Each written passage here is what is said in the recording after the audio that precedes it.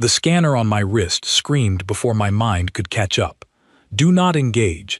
Lethality threshold exceeded. Do not engage. The words burned red across the tiny display, blinking so fast they blurred into a single furious line of light. I stood at the edge of the training floor, my bare feet cold against the metal grating, and across from me stood Instructor Dravith Kor, a warrior 300 years older than every living thing I had ever loved combined. His blade was already raised. It caught the white overhead light and threw it back like a warning of its own. Behind me, in the observation gallery, I heard the sharp intake of breath from a dozen alien cadets. Word had already spread through the academy halls. Every human before me, who had faced Kor in this arena, had tapped out before the first strike landed. The scanner made the decision for them. It always did. It calculated force, speed, mass, and the fragile limits of a human body, and it told them to stop, and they stopped, because that was the sane thing to do. I looked down at my wrist one more time. Do not engage. Then I looked up at Kor, and I said the two words that would follow me for the rest of my life. Engage anyway. The silence that followed was the loudest sound I had ever heard. My name is Clara Bennett. 3 months earlier, I had been sitting on a transport ship watching Earth shrink into a blue dot behind me, one of 11 humans selected out of thousands of applicants to train at the Vantrell Combat Institute, the single most difficult military academy in the known galaxy. Every other species that walked those halls had been fighting among the stars for centuries. We had barely learned to leave our own solar system. Nobody expected us to survive the first semester, let alone stand on a mat across from a legend. I was not the strongest cadet in my class. I was not the fastest either. The Kryn students beside me could move in ways that made my eyes ache trying to track them, their bodies built from cartilage and coiled muscle that human biology could never match. The Severans were faster still, practically vanishing between one breath and the next. Next to them, I felt slow, clumsy, almost embarrassingly simple. But there was one thing about me, about all of us from Earth, that the instructors had not yet learned to measure. We do not know when to stop. It sounds like a flaw when you say it out loud. On any world but mine, it probably is one. But history has a way of rewarding the strange things about a species, the things that look like weaknesses until the moment they are needed most. Humanity crawled out of caves with soft skin and slow legs and somehow outlasted creatures with claws and fangs and wings. We built ships to leave a planet we were never meant to leave.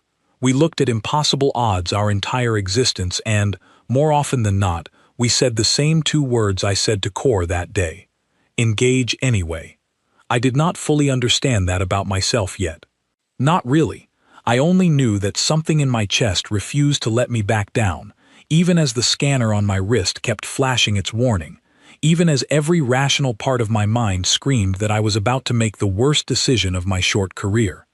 Kor did not smile. Alien faces rarely show human expressions, and his was carved from something that looked like dark stone, ridged along the jaw, eyes a pale, unreadable gray. But something in the way he tilted his head told me he was surprised, genuinely surprised, for the first time in longer than I could imagine. You understand what that scanner is telling you, he said. His voice was low, textured, like gravel shifting underwater. It is not a suggestion, cadet. It is a calculation. My strike speed alone would end a human before you registered the movement. I heard it, I said. And yet you remain. I remain. A murmur rolled through the gallery above us. I did not look up. I kept my eyes on the blade, on the slight shift of his shoulder that would tell me which direction the first strike was coming from. Nobody had taught me to read alien body language that precisely. I had taught myself, late at night in the training archives, watching every recorded bout Kor had ever fought, memorizing the small tells buried beneath centuries of discipline. Very well, Kor said. Then we begin. He moved. I want to tell you it felt slow, the way it does in the stories, the way heroes always describe their great moment of triumph. It did not feel slow. It felt like the room folded in half and the blade was simply there, closer than it had been a heartbeat ago, faster than anything I had trained against on Earth or in the simulators. My scanner screamed again, a single desperate pulse of red light against my skin. I did not think. There was no time to think. My body reacted the way generations of human bodies had reacted before mine, the same instinct that had once helped a person duck beneath a swinging branch or catch a falling child before their mind caught up with the danger. My hands came up. My palms met the flat of the blade at an angle, not head-on, never head-on, and I twisted my whole body with the motion instead of fighting against it. The blade skipped sideways, deflected, missing my shoulder by a distance so small I felt the air move against my skin. For a moment, nobody in that arena breathed.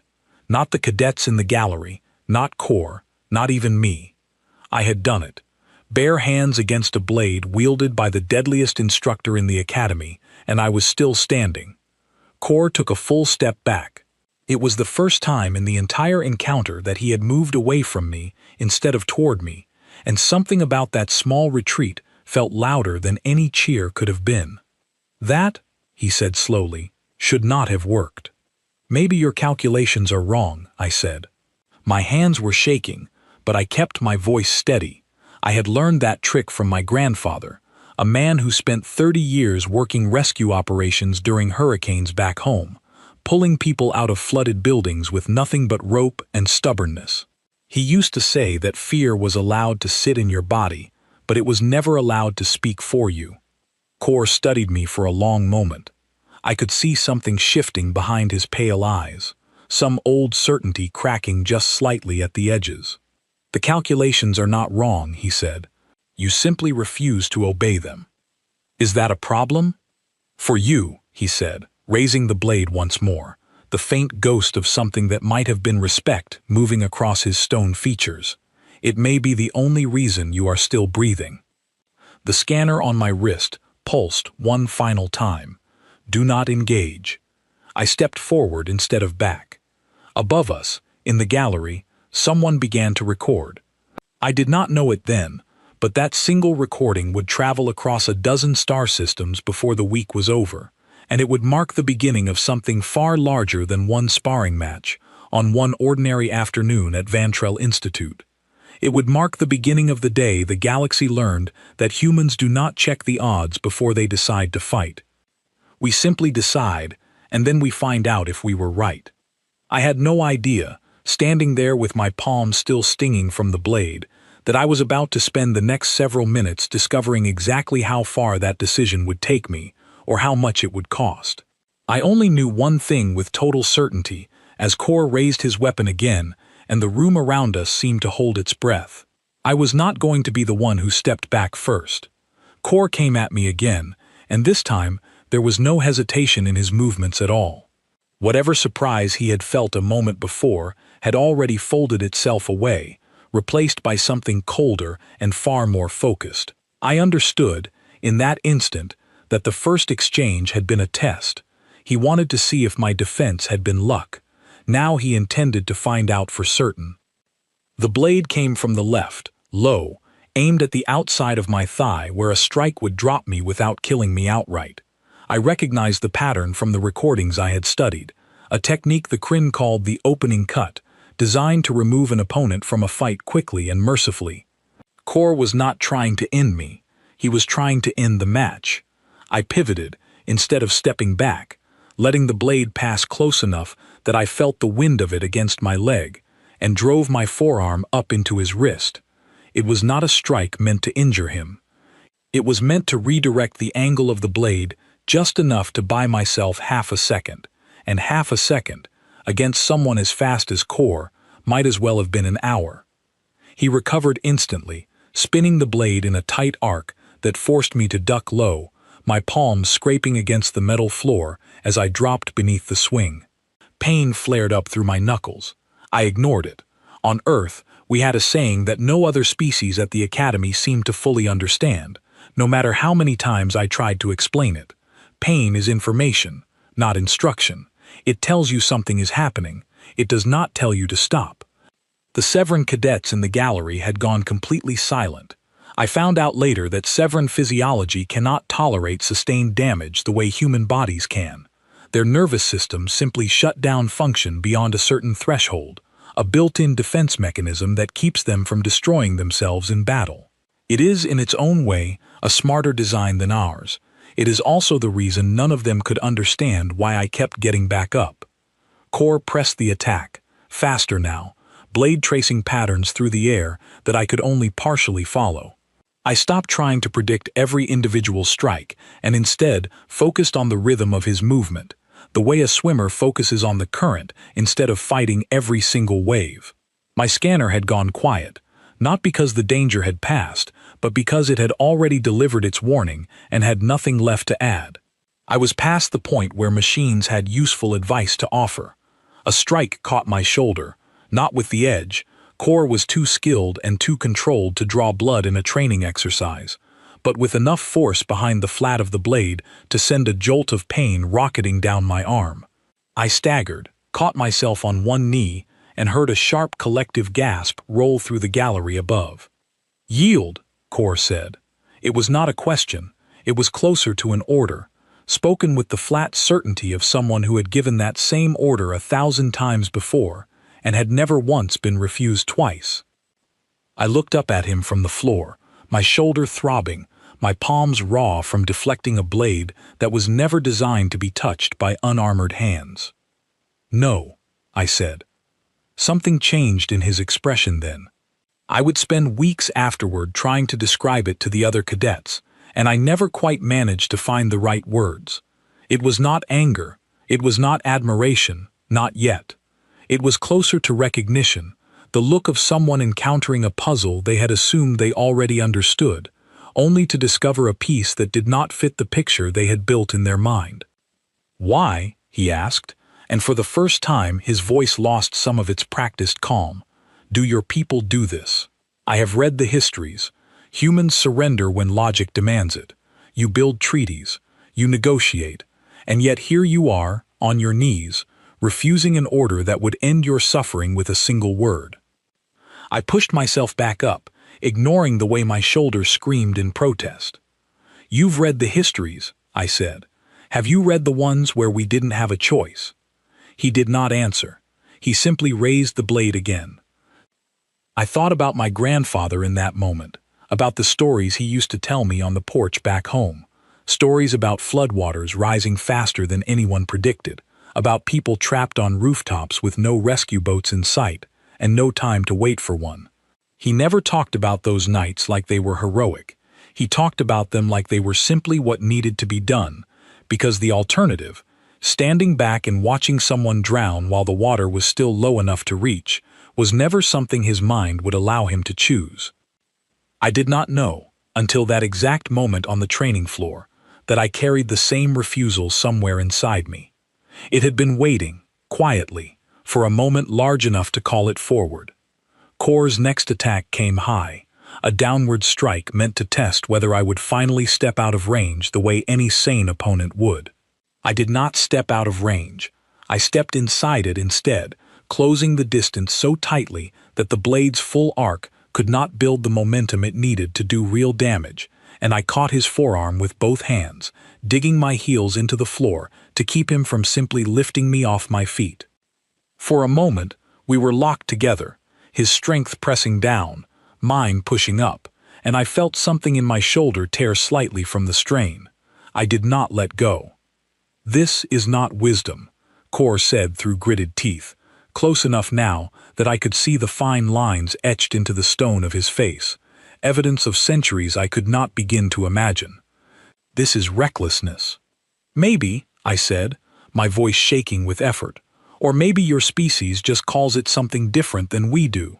He broke the hold with a sharp twist that sent me stumbling backward, but he did not press the advantage immediately. Instead, he studied me from a short distance, blade lowered slightly, chest rising and falling, with something that almost looked like genuine exertion, an unfamiliar sight on a warrior who had not been seriously challenged in longer than most species had existed. "There is a term in old Kryn combat doctrine," he said slowly. It refers to a fighter who continues past the point of rational calculation. We consider it a flaw, a dangerous one. It gets warriors killed. Sounds like it also gets things done, I said. Something flickered across his face again, faster this time, gone before I could name it. Perhaps, he said. Or perhaps you have simply not yet paid the price for it. The gallery above had gone completely still. I could feel every eye in that room fixed on the two of us, cadets from a dozen worlds watching a human refuse to fall the way every rational calculation said she should have fallen several minutes ago. Somewhere in that crowd, I later learned, a young Kryn cadet named Ren Halloway, one of the few non-human cadets who had shown me any real kindness since arriving at the academy, had already begun recording the match on a small handheld device, unable to look away. Kor raised the blade one final time before what I would later understand was meant to be the decisive exchange, the strike designed to finally end the match and restore the natural order of things. I could see it in the set of his shoulders, the particular tightness in his stance that the recordings had taught me to recognize as his signature closing sequence. My scanner, still resting against my wrist, chose that exact moment to flare back to life. Critical damage probability rising. Recommend immediate withdrawal. I looked at the warning for perhaps half a second. Then I looked past it, at Kor, at the blade catching the light one more time, at the small crowd of alien faces watching to see whether the strange, stubborn human girl from a planet nobody had taken seriously 6 months ago would finally do the sensible thing. I thought about the 2 words that had brought me to this floor in the first place, and I understood, with a clarity that surprised even me, that I had never really had a choice in the matter at all. Some decisions are not made in the moment. They are made long before, in every small refusal, every late night spent studying instead of sleeping, every time someone told you that you did not belong somewhere and you walked through the door anyway. Kor's blade began its descent. I did not move away from it. I moved toward it, and toward whatever was about to happen next, because retreating had simply stopped being an option my mind was willing to consider. The blade should have caught me across the collarbone. I know that now, looking back, because I have watched the recording more times than I would like to admit, studying the exact angle and speed of that final strike the way scholars study old battles. By every measurement my scanner had made, by every calculation built into centuries of Kryn combat doctrine, that strike should have ended the match, and quite possibly ended me along with it. Instead, I twisted at the last possible moment, letting the flat of the blade skim across my upper arm instead of my collarbone, trading a shallow line of pain for the difference between standing and falling. The impact still sent me spinning, my feet losing their grip on the floor, and I went down hard, rolling twice before I managed to stop myself against the edge of the mat. For a moment I simply lay there, staring up at the high ceiling of the arena, listening to my own ragged breathing echo back at me from the metal walls. My arm burned where the blade had caught it. My shoulder throbbed from the earlier strike. Every part of me was screaming that I had reached the end of what my body could reasonably be asked to do. I got up anyway. It took longer than I wanted it to. My legs did not want to cooperate, and for a brief, humiliating moment, I had to catch myself against my own knee before I found my balance. Somewhere above me, I heard Ren Halloway's voice cut through the murmur of the gallery, sharp with something between alarm and awe. "She's getting up again." Kor had lowered his blade slightly, watching me with an expression I still find difficult to describe even now. It was not pity. Pity would have been easier to bear, in a strange way, because pity at least assumes the person being pitied cannot help themselves. This was something closer to curiosity, the particular attention of someone who has spent 3 centuries believing he understood the shape of every possible opponent, only to discover a shape he had never encountered before. "You are bleeding," he said. I glanced down at my arm. A thin line of red had begun to soak through the sleeve of my training uniform. It did not look as bad as it felt. "I've had worse," I said, which was mostly true. I thought of the year I broke my wrist falling off a bicycle and finished the race anyway because my team needed the points, of the training exercises back on Earth, where instructors pushed recruits past the point most people considered reasonable, because the instructors knew, the way Core was only now beginning to understand, that the human body could tolerate far more than the human mind believed it could. "This is the part I do not understand," Core said, circling me slowly now instead of attacking, the way a scientist circles an experiment that has stopped behaving the way the textbooks predicted. "Your species does not possess our strength.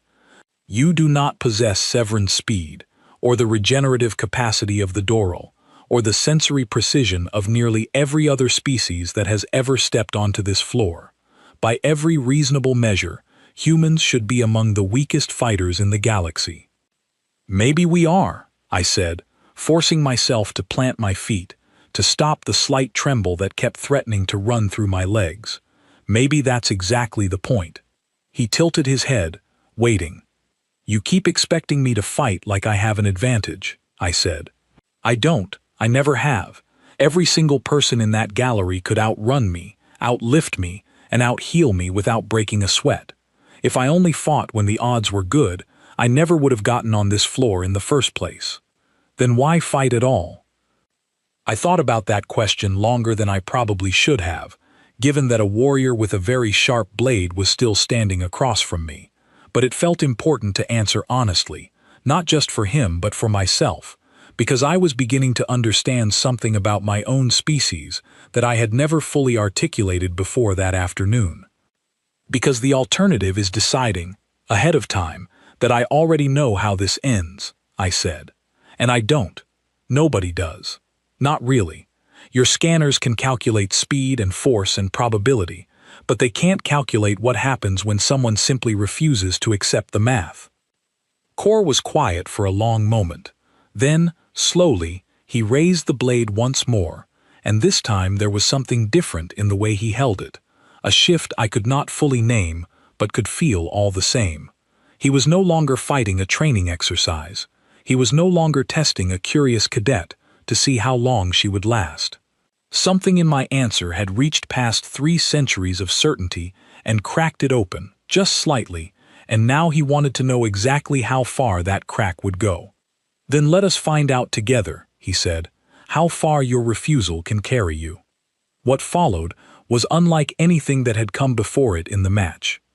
Core's movements sharpened, became faster and more precise, and I understood, distantly, that I was now fighting a version of him that very few living beings had ever seen, a warrior fighting not to teach a lesson, but to genuinely test his own limits against an opponent he could no longer predict. I do not remember every individual exchange that followed. I remember fragments, flashes, the way memory tends to work when the body is running on something other than ordinary awareness. I remember the blade passing so close to my ear that I felt the air hum against my skin. I remember catching a strike against my forearm and feeling something crack, a small, sickening sound that I chose to ignore because stopping to examine it would have meant losing the half-second I needed to stay upright. I remember the taste of copper in my mouth, and the way the gallery had gone almost entirely silent except for the occasional gasp when Core's blade came close enough to end things and somehow, impossibly, did not. At some point, I stopped thinking of the fight in terms of winning or losing. I stopped calculating anything at all. I simply moved, the way a body moves when it has decided, on some level far beneath conscious thought, that stopping is no longer an option worth considering. Every strike I absorbed became fuel instead of damage. Every moment my legs threatened to give out became a reason to plant them more firmly instead. I thought of every human who had ever been told they did not belong somewhere and stayed anyway. I thought of every impossible thing my species had ever done simply because nobody had explained to us, clearly enough, that it was supposed to be impossible in the first place. Core's blade found my side at one point, a glancing blow that stole the breath from my lungs and dropped me to one knee. I heard, distantly, someone in the gallery cry out my name, though I could not tell you now whether it was Ren or someone else entirely. My vision swam. My scanner, still faithfully monitoring every heartbeat, every strained breath, flared one final time with a warning so urgent It painted the inside of my vision red. Immediate medical intervention recommended. Continued engagement carries severe risk. I stared at that warning through blurred, watering eyes, and for the first time since stepping onto the mat, I felt something close to real fear. Not of Core, not even of the blade, but of the possibility that my body might finally refuse to obey me the way it had obeyed every single time before.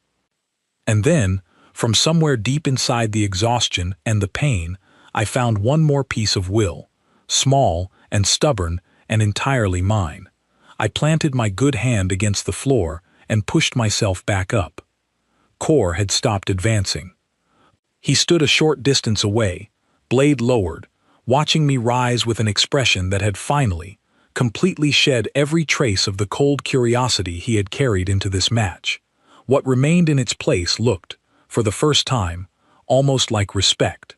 "You should not be standing," he said quietly. "I know," I said, my voice barely above a whisper. "And yet you are. And yet I am." He was silent for a long moment, the blade held loosely at his side now, no longer raised for another strike. Around us, the gallery had gone utterly still, dozens of cadets from a dozen worlds watching a bleeding, exhausted human refuse, again and again, to accept the ending their species' science had already written for her. "There is a story among my people," Core said finally, "about a warrior who fought past the point his body could sustain, not because he believed he would win, but because stopping had simply stopped being possible for him. We tell that story as a warning, a cautionary tale about the dangers of losing yourself to battle." "What happened to him?" I asked. "He won," Core said, "against odds our historians still cannot fully explain." He studied me for a long moment longer, something shifting behind his pale eyes that I would spend a long time trying to understand afterward. "I did not believe such a thing could exist outside of old stories," he said, "until today." I did not answer right away. I was too busy trying to stay upright, too busy fighting the growing darkness at the edges of my vision, the particular heaviness that comes when a body has given everything it has and is beginning, quietly and without permission, to consider shutting down entirely. Core raised his blade one final time. I understood, watching him do it, that this next exchange would decide everything. Not just the outcome of one training match, but something larger, something that had been building since the moment I first ignored my scanner's warning and stepped onto this floor. I did not know yet what that larger thing was. I only knew that I had come too far to stop finding out now. I raised my hands, empty and bleeding and shaking, and I waited for the final strike to come. Core's final strike came straight down the center, a movement so simple and so direct that for a heartbeat I almost missed its purpose entirely. Every other exchange in our match had been built from angles and feints, calculated paths designed to test my reactions from every possible direction. This one carried none of that complexity. It was a warrior choosing, deliberately, to remove every variable except one single question. Would I move or would I not? I understood, somewhere in the fraction of a second before the blade reached me, that this was not simply another attack. It was an offering. Core was giving me one last honest chance to end the match the way logic demanded, a clean opening to step aside and let the whole encounter close with both of us still standing, both of us having proven something true about our respective natures. I did not take it. Instead, I did the one thing that no combat doctrine I had studied, human or otherwise, would have recommended. I stepped directly into the strike, closing the distance so completely that the blade had no room left to build momentum, and I reached up with both hands and closed them around the flat of it, just above the hilt, gripping it the way you might grip a rope thrown down to you from a rescue boat. The edge bit into my palms immediately. I felt it, sharp and hot, but the blade's design, meant for cutting through motion and distance, could not deliver a serious wound at zero range, held firmly in place by two hands that refused to let go no matter how much pain radiated up through my wrists. Core's eyes widened, just slightly, the closest thing to genuine shock I had seen from him in the entire match. "Let go," he said, his voice sharp with something close to alarm. "You will lose your fingers." "No," I said through gritted teeth. "I won't." I twisted my whole body, using momentum instead of strength, the same principle my grandfather had taught me years earlier, while showing me how to pull a stuck rowboat free from mud, without straining my back. Let the weight do the work. Let the direction of the force become your ally instead of your enemy. Core, thrown off balance by the unexpected and entirely unorthodox grip, stumbled forward half a step, and in that single moment of lost balance, I saw an opening no scanner in the galaxy would have predicted, because no scanner had ever calculated for a fighter willing to grab the very blade meant to end her. I released one hand from the weapon and drove my forearm up under his, breaking his grip on the hilt entirely. The blade clattered to the floor between us, spinning once before coming to a stop. For the first time since the match had begun, Core stood before me completely unarmed. The silence in the gallery had a texture to it now, a held breath multiplied across dozens of watching faces. I could hear my own heartbeat pounding in my ears, could feel blood, my own, sliding warm and slick between my fingers where the blade's edge had cut into my palms. My legs shook beneath me. Every rational part of my mind understood that I had nothing left to give, that I was standing upright through something closer to stubbornness than actual strength. Core looked down at the fallen blade, then back up at me, and for a long moment neither of us moved. "You disarmed me," he said, and there was something almost disbelieving in the way he said it, as though the words themselves did not quite fit the reality he had just witnessed. "I did," I said, "with your bare hands, against a weapon you had already been warned would end you." "Yes." He studied me in silence, and I watched something complicated move behind his pale eyes, 3 centuries of certainty rearranging itself around a single stubborn cadet who refused to fit into any category his species had ever built. I did not know, in that moment, whether he intended to retrieve the blade and continue the match, or whether something in him had already decided the answer to whatever question he had actually been asking this entire time. "Do you understand what you have just done?" he asked quietly. "I disarmed my instructor," I said. "I assume there's a procedure for that."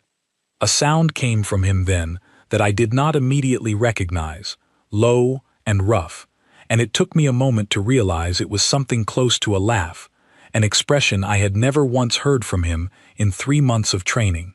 "There is no procedure," he said. "No cadet has ever done this. Not against me, not in 300 years.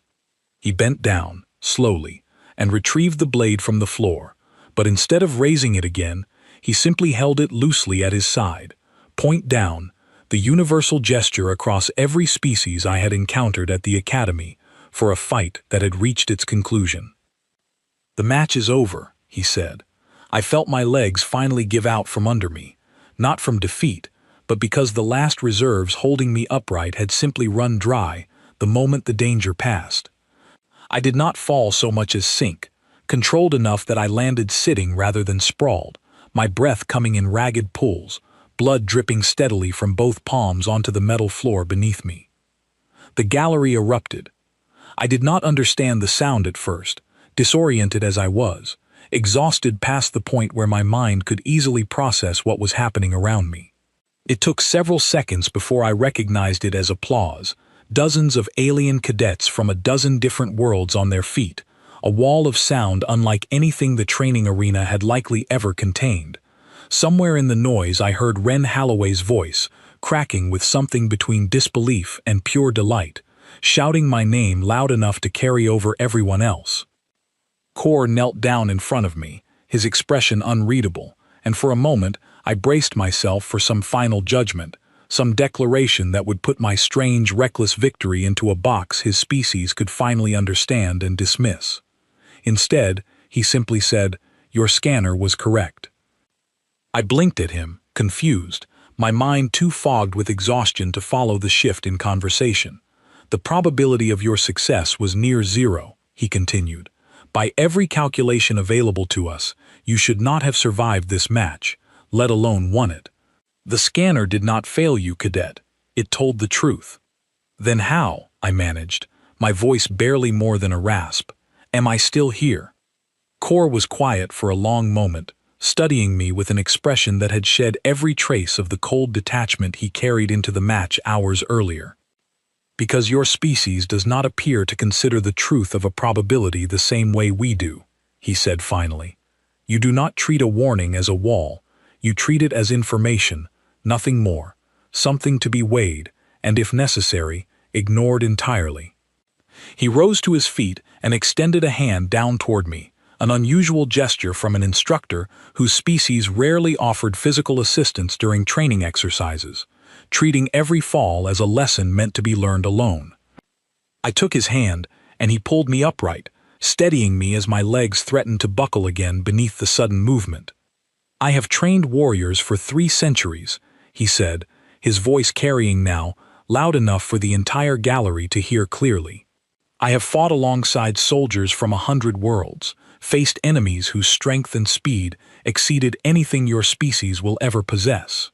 And in all of that time, I have never once seen anything like what happened on this floor today. I did not know what to say. Every part of my body ached in ways I suspected I would still be feeling weeks later.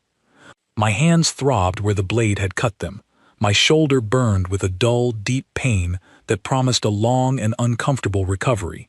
And yet, standing there in front of him, held upright by little more than sheer refusal to fall again, I felt something entirely unfamiliar settle into my chest. I felt, for the first time since arriving at the academy, that I truly belonged there. Kor turned to address the gallery, and though his words were meant for the assembled cadets, I understood, even in my exhausted state, that they carried further than the walls of that single training arena. Today, he said, every one of you witnessed something that will need to be studied, recorded, and reconsidered. Every calculation this academy has built regarding human combat capability was proven incomplete in the span of a single match. I do not say this lightly. I say it because it is true, and because ignoring the truth in front of us would be the greater failure. He looked back at me, and for just a moment, something almost gentle passed across his stone features. You should be in the medical bay, he said. Your injuries require immediate attention. I'm fine, I said, though my swaying legs suggested otherwise. You are not fine, Kor said, but you are, undeniably, remarkable.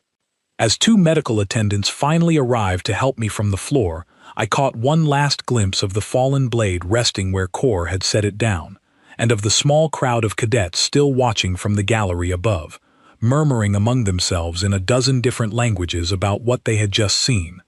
I did not fully understand, in that moment, how far this single match would travel, or how many conversations across how many worlds it would eventually spark. I only knew that I had done something my species had apparently always known how to do, something buried deep in our long, difficult history of refusing to accept the odds exactly as they were presented to us. I had engaged anyway, and somehow, against every reasonable calculation, I had survived to tell the story.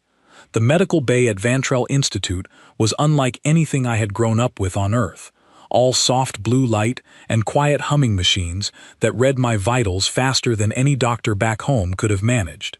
A Doral physician named Sela Marrow stitched the deeper cut across my palm with hands that moved with an unsettling, practiced calm, occasionally glancing up at me with an expression I had started to recognize over the past few hours. It was the same expression I had seen on nearly every alien face since Kor lowered his blade. Somewhere between disbelief and quiet fascination, as though I were a puzzle they had not yet finished solving. You tore 2 ligaments in your shoulder, Sela said, not looking up from her work. Cracked a rib, multiple lacerations across both hands. A concussion, mild, but still present. Any one of these injuries would have justified withdrawing from the match, cadet. Several of them together should have made continuing physically impossible. I've had worse days, I said, which was mostly a lie, but it felt important to say anyway. Sela finally looked up, studying me with the particular intensity her species reserved for genuine curiosity. Your species truly does not calculate risk the way the rest of us do. We calculate it, I said. We just don't always let the calculation make the final decision.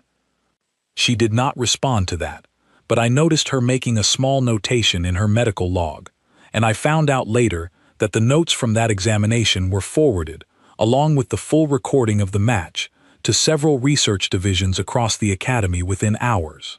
By the time I was finally released from the medical bay that evening, exhausted and heavily bandaged, the story of what had happened on the training floor had already spread far beyond the gallery that witnessed it firsthand. Ren Holloway was waiting for me outside the medical bay doors, practically vibrating with excitement despite the late hour. "You have no idea what's happening right now," Ren said, falling into step beside me as I made my slow, aching way back toward the cadet quarters. "The recording, it's everywhere. Every training network on this station has already seen it. I heard someone in the command wing is calling it the most significant combat data collected in decades." "Great," I said, wincing as a fresh wave of pain rolled through my shoulder. "I disarmed my instructor, and now I'm a data point." "You're a legend," Ren corrected, grinning. "There's a difference." I did not feel much like a legend as we walked. Mostly, I felt like someone who desperately wanted to lie down and sleep for several days straight. But there was something underneath the exhaustion, something warm and steady, that had not been there when I first arrived at the academy 3 months earlier, uncertain whether I truly belonged among cadets whose bodies were built for exactly this kind of impossible endurance. I belonged there. I had finally proven it, not by matching their strength, but by being unapologetically, stubbornly myself. The following morning, I was summoned to a meeting I had not expected and, frankly, had not wanted, given how much my entire body still ached from the day before. Commander Vesa Idril, the Academy's ranking officer, a tall, sharp-featured Severan with centuries of military service behind her, requested my presence in a conference room usually reserved for senior staff discussions rather than first-year cadets. Kor was already there when I arrived, seated at the far end of a long table alongside several other instructors and officers I did not recognize. He gave me a small nod as I entered, the closest thing to a warm greeting I had yet received from him. "Cadet Bennett," Commander Idril said, gesturing for me to sit. "I imagine you are aware that your match with Instructor Kor has attracted a considerable amount of attention." "I've heard something to that effect," I said carefully. "The recording has already reached command divisions on 3 separate worlds," she continued. "Requests for the full data set have come in from at least a dozen research institutions specializing in combat physiology. Several senior officers have specifically requested to observe your training going forward." I glanced at Kor, uncertain how to respond. He offered nothing beyond a faint, unreadable expression that I had learned, over the past several months, meant he was allowing the conversation to unfold without his interference. "Your species has always presented something of a puzzle to our combat analysts," Commander Idril went on. "Humans possess none of the physical advantages that typically predict success in direct combat scenarios, and yet your historical record, brief as it is by galactic standards, includes an unusually high frequency of what our analysts classify as statistically improbable victories." "We call it stubbornness back home," I said. A faint, dry smile crossed her sharp features.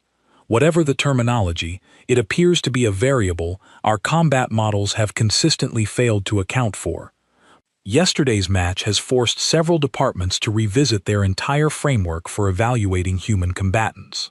"Is that a good thing?" I asked. "It is an accurate thing," she said, "which, in matters of combat readiness, is always preferable to comfortable assumptions that turn out to be wrong." The meeting continued for nearly an hour, filled with questions I struggled to answer with any real precision, since so much of what happened on that training floor had come from instinct rather than calculated strategy. How had I known to grip the blade rather than dodge it? How had I continued functioning past injuries that should have ended my ability to fight? How had I made the decision, in the span of a single heartbeat, to ignore a warning system explicitly designed to protect me from exactly the kind of danger I walked directly into. I did not have tidy answers for any of it. The truth, as far as I could tell, had less to do with strategy and more to do with something woven into the fabric of who my species had always been, a refusal to let the odds finish a sentence before we had a chance to argue with it. Near the end of the meeting, Kor finally spoke, addressing the assembled officers directly. "I have reviewed 3 centuries of combat data from every species that has trained within these walls," he said. "I have never encountered a fighter, human or otherwise, who continued engaging past the point. Cadet Bennett continued engaging yesterday. I do not say this to romanticize recklessness. Recklessness gets warriors killed, and I have buried enough students who mistook stubbornness for skill to know the difference well. What I witnessed yesterday was something else entirely. A refusal built not from ignorance of the danger, but from full awareness of it, and a decision to proceed regardless." He looked directly at me as he said this, and something in his gaze felt different from anything I had seen from him before, steady and direct, in a way that made the whole room feel briefly smaller. "I recommend," he continued, turning back to Commander Idril, "that the Academy formally revise its risk assessment protocols for human cadets. Our current models assume a species will withdraw from engagement once probability of success falls below acceptable thresholds. Cadet Bennett has demonstrated, conclusively, that this assumption does not hold true for her species. I believe it is a mistake to continue evaluating human combat readiness using models built for species who make different calculations entirely." Commander Idril considered this for a long moment before nodding slowly. "Nodded.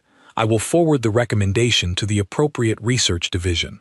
The meeting concluded shortly afterward, and as the other officers filed out of the room, Kor remained behind, waiting until it was just the 2 of us before speaking again. "You did something rare yesterday," he said, "not simply in the outcome of the match, though that alone was remarkable. You forced an old warrior to reconsider assumptions he had carried for longer than your entire species has existed among the stars. That is not a small thing, Cadet." "I just didn't want to lose," I said, which felt honest even if it was not the whole truth. "No," Kor said, "I do not believe that is entirely accurate either. I have trained warriors who feared losing. Fear of losing makes a fighter cautious, calculated, prone to retreat when the odds shift unfavorably. What I witnessed from you yesterday was not fear of losing, it was something closer to refusal, a rejection of the very premise that losing was an acceptable outcome to consider."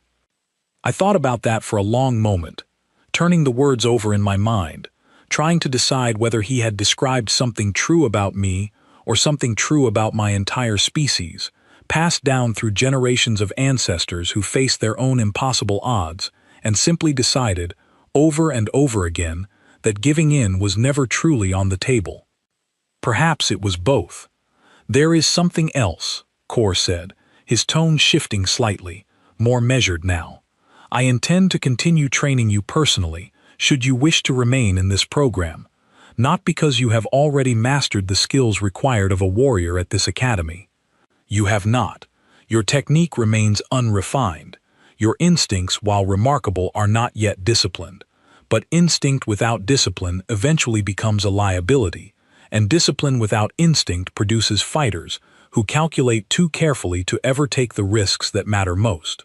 I believe, with proper guidance, you could become something genuinely formidable." "I'd like that," I said, and I meant it completely. He gave a short nod, something that might have almost been the beginning of a smile passing briefly across his weathered features. "Good, because I suspect, Cadet Bennett, that you and I are only beginning to discover what your species is truly capable of." In the weeks that followed, the recording of our match continued to circulate far beyond anything I had anticipated. I received messages from cadets on other stations, from researchers requesting interviews I mostly declined, from officers curious whether the strange, stubborn resilience displayed in that single training exercise represented an anomaly or a genuine pattern worth studying across the full population of human recruits scattered throughout the academy system. I did not have a complete answer for them, not then, but I had begun to suspect something, quietly, in the space between training sessions and long nights spent recovering from injuries that would have ended most other species' involvement in the program entirely. I suspected that what happened on that training floor was not an anomaly at all. I suspected it was simply the first time the rest of the galaxy had truly been paying attention. Months later, long after my hands had healed and the scars across my palms had faded into thin, pale lines I would carry for the rest of my life, I stood once more in that same training arena, facing Core across the same worn metal floor. My scanner rested against my wrist, quiet for the moment, though I knew from experience it would not stay that way for long. "Ready, cadet?" Core asked, raising his blade. I thought about the first time I had stood in this exact spot, scanner screaming its warning, every rational instinct telling me to step back while I still had the chance. I thought about how far I had come since then, how much I had learned, how much of my own species' long, strange history I now carried a little more consciously inside myself, understanding it not as recklessness but as something closer to faith. Faith that showing up, again and again, mattered more than knowing in advance exactly how things would end. "Always," I said, and I meant it in a way I had not fully understood the very first time I said something similar, months earlier, standing scared and stubborn and entirely determined not to be the one who stepped back first.